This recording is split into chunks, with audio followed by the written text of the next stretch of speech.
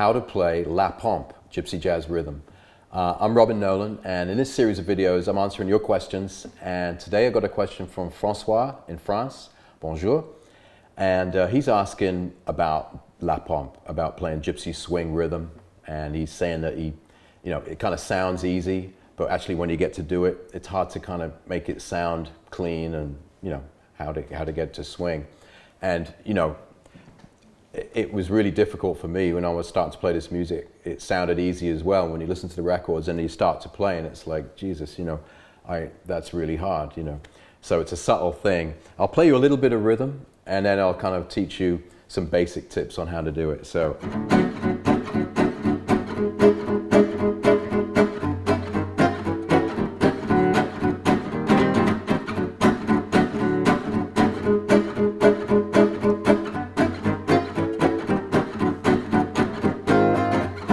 So it's that kind of thing what we're talking about. It's swing, gypsy jazz swing rhythm, and it's what it's what makes our foot tap in this music and why we all love it.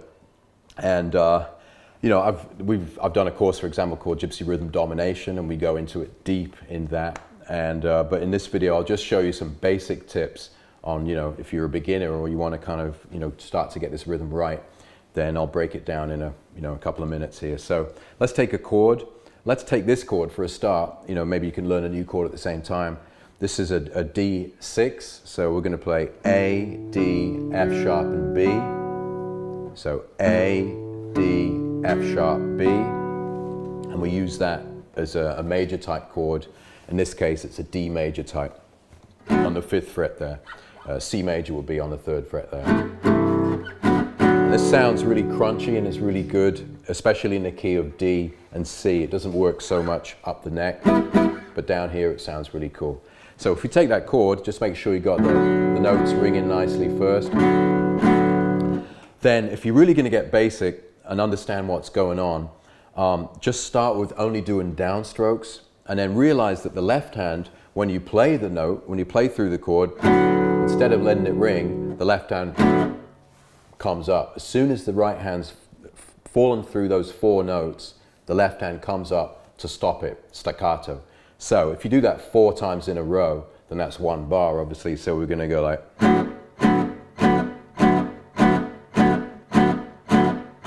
Right. So if you can do that, with the right hand, you kind of like, I'm kind of like, I'm not kind of going, I'm not picking the bass note and going like that. I'm kind of trying to play all 4 notes at the same time to kind of bring it out like you would on a piano, bang, the chord just sounds. So if you just play that 4 times, and as soon as you go through the chord, release your left hand so you got the short staccato note.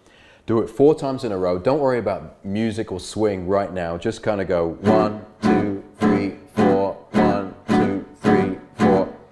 And just get it so you've got control with both hands and you can hear the chord nice and short, nice and tight. And it's just doing that, it's just going 1, 2, 3, 4 like that. Just downstrokes with the right hand for now. And that's, pretty much it. You can do a slight accent on 2 and 4.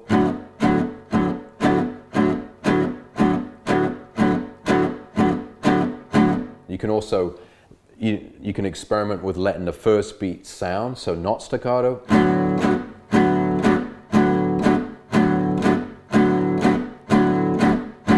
So you're letting the first beat ring. You can do them all short again. And whatever you're doing, however advanced you are in gypsy jazz, if you find yourself kind of coming unstuck with playing rhythm, get back to the metronome, set the metronome, tick, tick, tick, tick, tick, and go through some changes like that.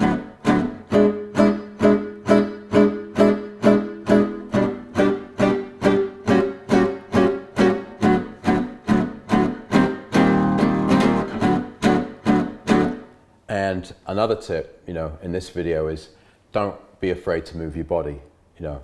It's swing music, it's dance music. You can definitely tap your foot. That's going to help you out. That's going to keep you in time. So I'm tapping my foot like that, and just kind of like feeling the swing. And that's about it. And then what you want to do with the metronome is increase the velocity, the speed, so you increase your threshold of how fast you can play without slowing down. So, and then keep going. This is a short video, so that's all for now. Check out Gypsy Rhythm Domination. That's a course with my brother Kevin where we dive into swing in real depth. But for now, keep it groovy, keep it crispy, and if you've got a question you want to ask me, just fire away. I'd love to hear it. And if you want more lessons like this, go to gypsyjazzsecrets.com. There's some great stuff there. I'll see you in the next video. Cheers.